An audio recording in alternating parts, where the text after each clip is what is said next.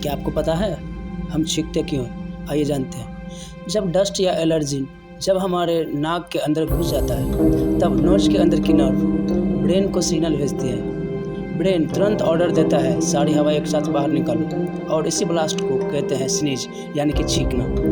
छींकना body का natural system है और ये हमारी बॉडी को क्लीन रखता है। Thank you.